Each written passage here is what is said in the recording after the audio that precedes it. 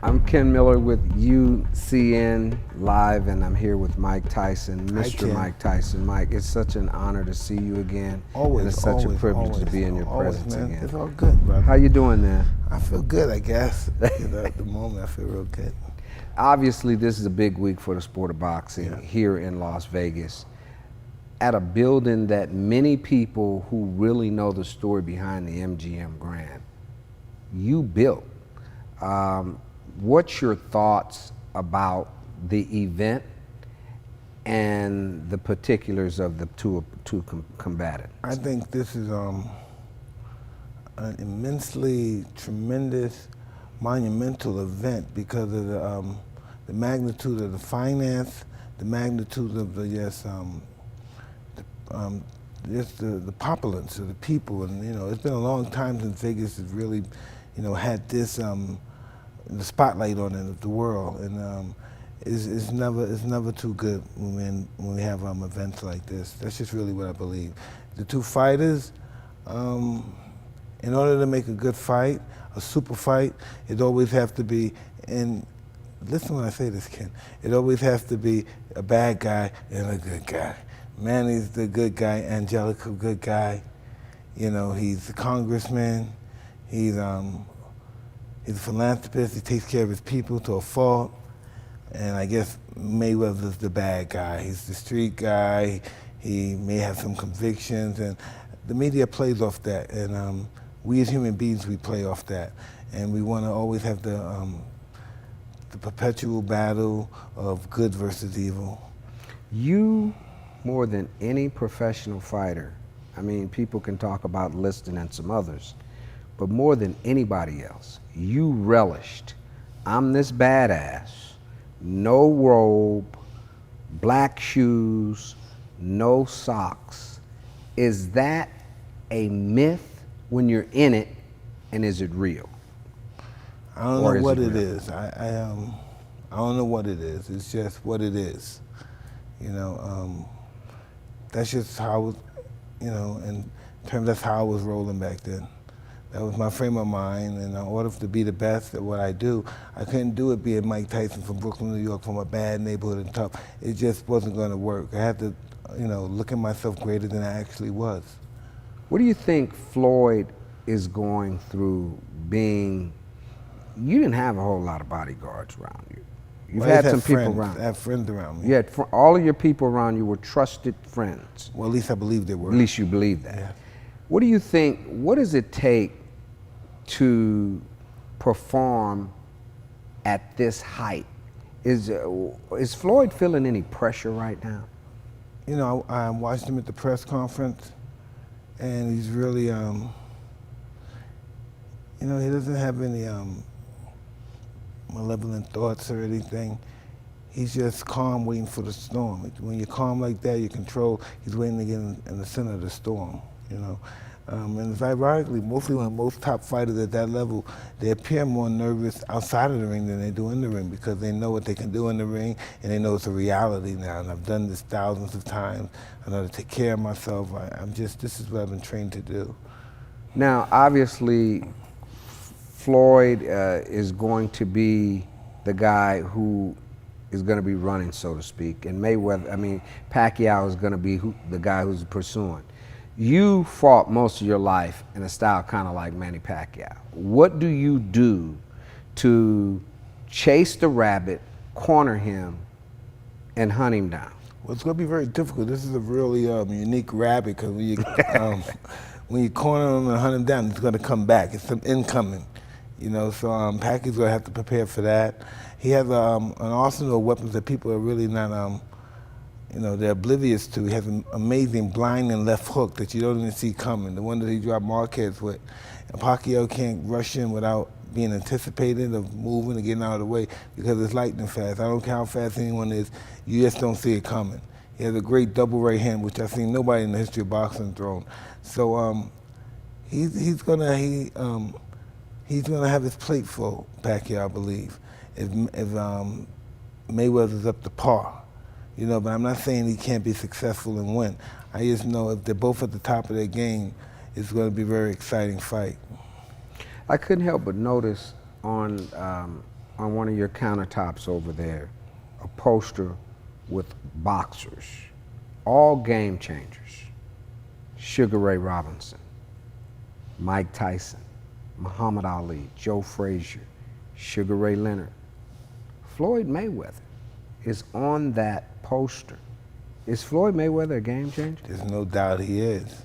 For a young man from Grand Rapids, I don't know what his lifestyle was like back then, but for a young African-American man to come from Grand Rapids, Michigan, and from what I hear, he didn't come from the best of neighborhoods, he didn't have the best of life, and for him to raise the bar in boxing will also inspire other people to supersede that.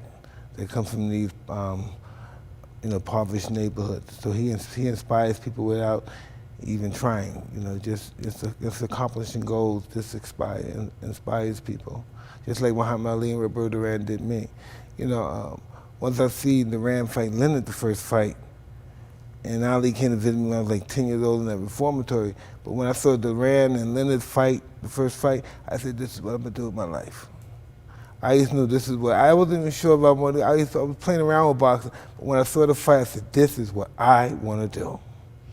This is, I'm going to be monogamous to this.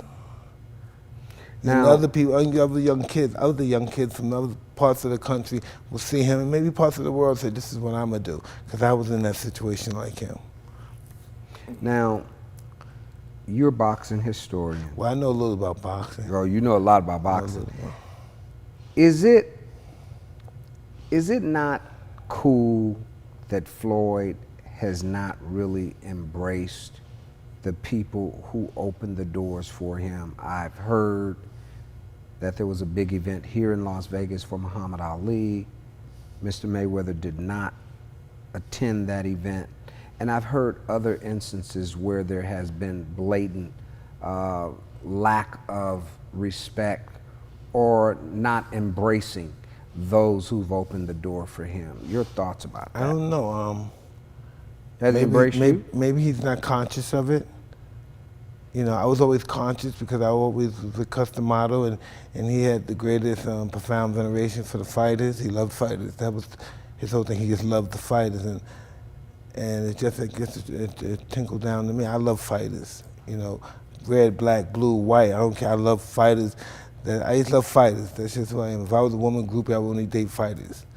I just love fighters. And maybe he's not from that school or that spear. Maybe he struggled so hard that he's bitter and he wants to only be the only one. It just doesn't work like that. I don't know. It just doesn't work like that. I don't know. We have to ask Floyd that.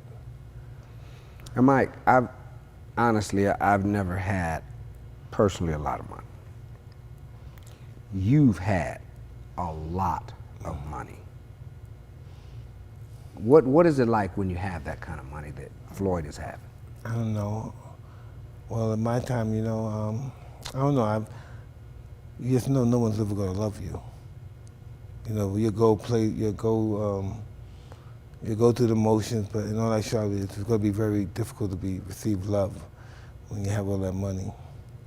Unless it's been a camaraderie from the beginning to the start with your mate, but it's going to be very difficult because normally from where we come from, it's going to be very difficult for us subconsciously and consciously to think of ourselves good enough to marry up. We're going to feel comfortable where we're at, with people who we believe understands our life, or whatever the situation may be. We're never going to see that grab the golden goose. It's going to take us to another level. We're always going to stay. We're going to be the ones, raising the level. There's going to never be anyone that's going to take you to that level. You're going to always have to keep climbing. Do you understand what I'm saying? Yes. Yeah, because it's going to be very difficult to get love when you're wealthy. Because the two don't go together. The love of it goes with the money, but not the love of the individual. Mm-hmm. We know that from where we're from. 60% of marriages and then divorces, and that's just the laymen, the 9-to-5 guys that are married. It's very difficult to be happy, to reach togetherness and have a bond, to really think that me and this person's gonna my last heartbeat, she's gonna be with me. Her last heartbeat, I'm gonna be with her. That sounds romantic, but in all actuality, not many people can walk that walk. I don't even know if I can walk that walk. This is my third divorce. But you know, just when it comes down to it, when it comes really down to it, so much happens in between a relationship with a man and a woman romantically. So much happens, you know, and it's all about what you can take and what you can't take, how much you can endure. I want to switch gears a little bit to the middleweight division. Okay. Gennady Golovkin, in a lot of people's opinion, is being hailed as the middleweight Mike Tyson. You ever saw him fight, and Yes. what do you think of him? I think he's a pretty good fighter, real hard puncher. He just walked through everybody. I don't know, maybe somebody will fight him. You know, I'm trying to find out the guys that should fight him. Maybe Canelo, or Ward. Ward doesn't want to come down. Maybe they should just, he should go up 2 pounds and Ward should come down 2 pounds, and then they should fight. You know, 2 pounds wouldn't hurt Ward, and 2 pounds is not going to help this guy. So trust me, he's going to have to fight somebody to make that mega money. You know, Andre Ward needs him because he's very pervasive that he's the up-and-coming guy, and Ward is the what would he call it? Lineage champion, and no one really knows no one knows who he is really. Right, right. You know, because he hasn't fought anybody. Yeah, well, he's a great fighter, but he's not. He doesn't pack the seats. Right. You know, you can get a guy that's not a good fighter, but he's exciting. He packs the seats. Right. A lot of knockouts that packs the seats. You know, explosive knockouts like Golovkin does. That really, people really like that stuff. You know. You know, let's go to the heavyweight division just for a moment here. When you left the heavyweight division, that last Lennox-Lewis fight with you and Lennox, and Klitschko has just been, both of the Klitschkos, one's now retired, but Vladimir is just ruling the heavyweight division. What's your thoughts of Klitschko? I think he's a very good fighter, very experienced fighter, and he can only fight what he has in front of him. You know, he can only fight what he has in front of him.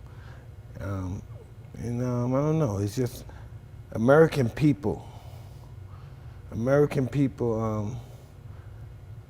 this is what they want the heavyweight champion to look like. It's not Vladimir Klitschko.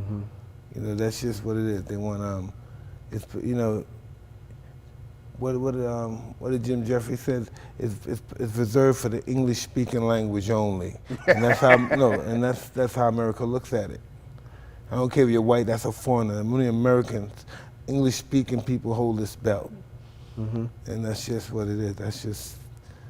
That's just what it is. You know, they want the heavyweight to smash people dramatically, excitingly, competitively, not one-sidedly. What do you see post-Klitschko? Deontay Wilder just beat Bermane Stiverne. What American do you see that could be the heir apparent?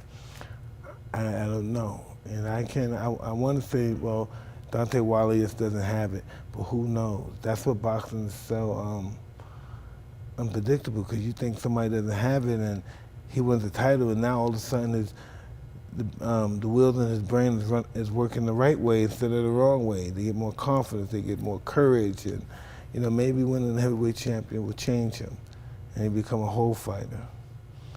When you look at the most popular sports in all of America, somewhere down in 9 or 10, you flip a switch, and there's boxing versus UFC.